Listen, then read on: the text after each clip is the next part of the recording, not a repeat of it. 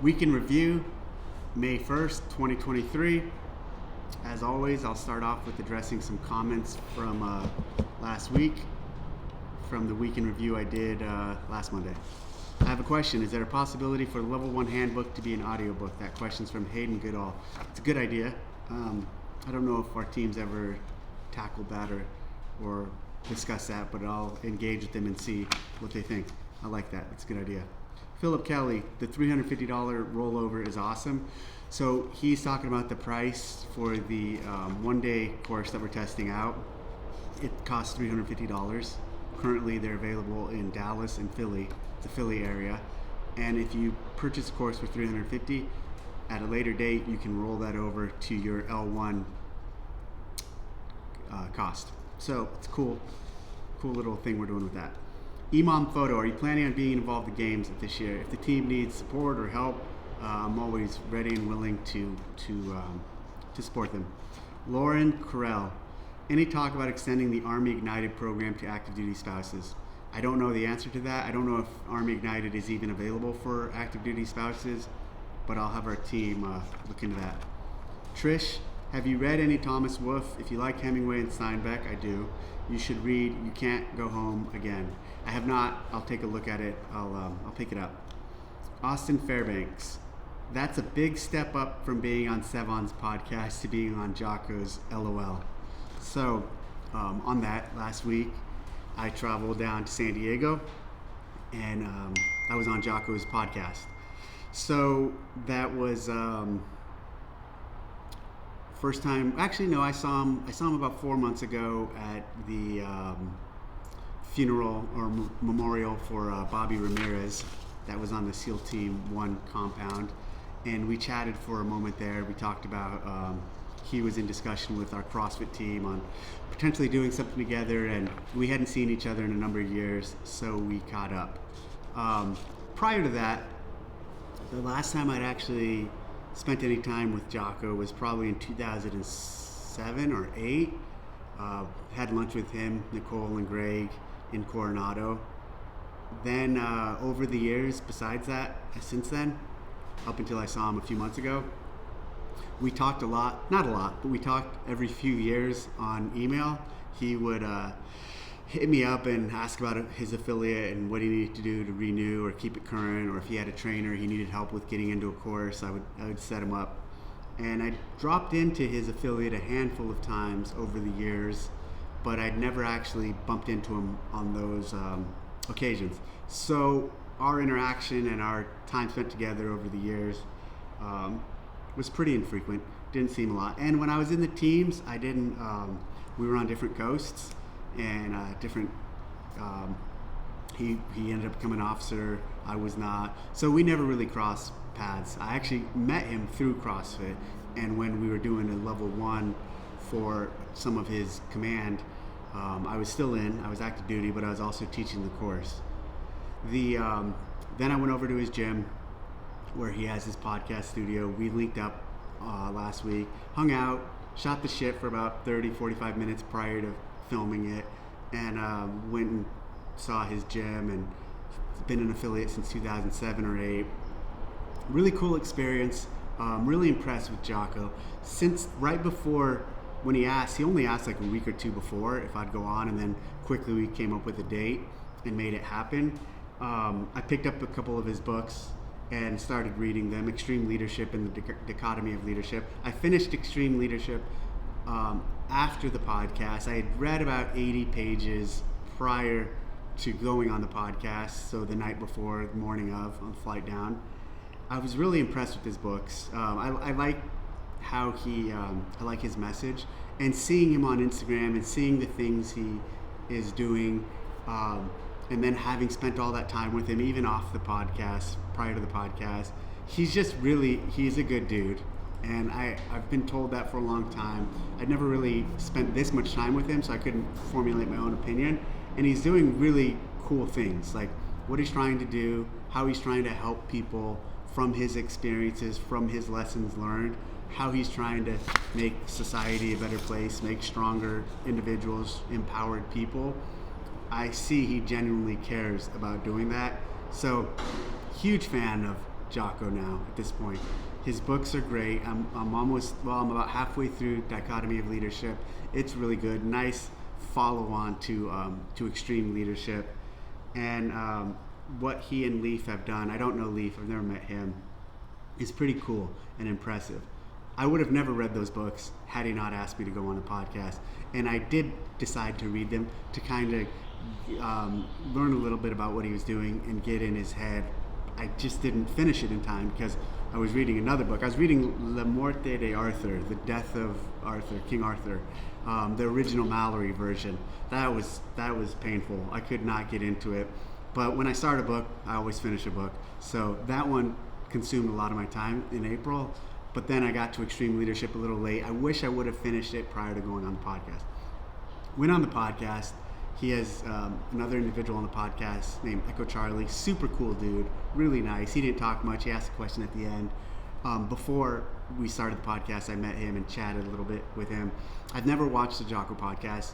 I don't watch podcasts at all, so I had no idea how it was going to go. He starts off, he reads this passage from a book, read a passage from a World War I book, and then we kind of just dove into it, and he asked a lot of good questions. He does his homework. He was well prepared. It was a long podcast. I don't think I've ever done I don't think I've ever done a podcast over 2 hours. I had a lot of fun with him. I had a lot of fun with his questions. I enjoyed it, but I wasn't really happy with how I felt. I think I was kind of off. I don't know if I handled everything, looking back in a way that I felt super proud of, or super. I came away just thinking, yeah, I was kind of at about 70%. And those of you who know me or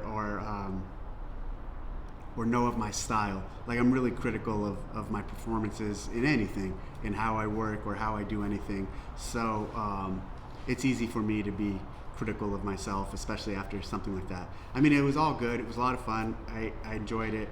I'm glad I did it, but I just think I was a little off. I won't end up watching it, but if you have any thoughts after you do see it, put them in the comments and we can I can agree with or disagree with the thoughts on it. Back to Jocko in general. So again, great perspective on things, great perspective on leadership, solid guy. Really hope to continue getting to know him and hopefully working with him in the future on other projects. They are one of his products. They are partnering with the games, and they're going to sponsor the CrossFit Games, and so they'll have a presence there.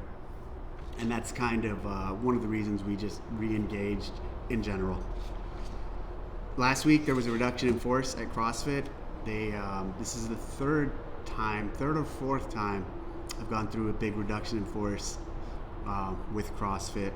A couple times under Greg, once with Eric. I don't think the Eric one was that big when they first bought CrossFit, or it's pretty big, it's pretty significant.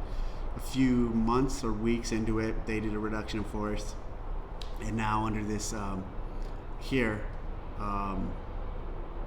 we did another big reduction in force. And I had a call with their team the other day, and one of the things I said to the team, and I say it here, is huge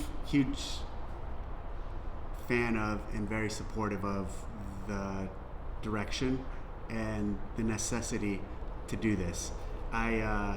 It's tragic. A lot of good people, a lot of great people are gone that I wish were still here, but our team, our size in general is really large, and I think to accomplish a lot of the great things we want to do and Don wants us to do going forward, having a smaller, super focused team to execute on these things is the right call. So, big fan of it. Some of the people, it's tough seeing some of these people that we've worked with for a very long time go. That part's always really hard, but overall, excited for the future. One of the things that's going on with that is I'm stepping into a new role, which is actually an old role. for me. And I'm taking over the EDU team, the education team, which used to be training. And for a number of years, I ran training with Nicole Carroll from my earliest time with CrossFit, basically all the way up until till Greg sold the company to Rosa. And when that happened, one of the first conversations I had with Eric, he made clear that he didn't, and actually at that point I wasn't running training, I was a CEO there was that month or two period where I was the CEO of CrossFit prior to the sale and when Greg stepped down. So he said he wanted me to focus on the games and not be in the games and training, and so I was all about that. As time went on, I really missed and felt disconnected from training, which now they renamed to EDU, or then they renamed to EDU. The EDU stuff, the training stuff, as a lot of the people who work closely with me know, meant a lot to me. It was really rewarding and fulfilling in the mission and in what they are doing, traveling the world and being the frontline authority and frontline voice on educating and teaching CrossFit to people across the globe. So that work has always meant a lot to me. To have the opportunity to be back and lead that team again is super cool and something I'm really excited about. So the team that's been managing it currently have done a great job. It was Nicole for the past couple years. Prior to that, with the two of us did it together, and then recently Rex, another member of the team, has been doing it for several months, and now I'm stepping into that role. Extremely humbled, extremely excited, ready to learn from the team, things that I have, learn about ways they're doing things better now, and take it to the next level and continue to be the front line for delivering the wonderful CrossFit message to the world.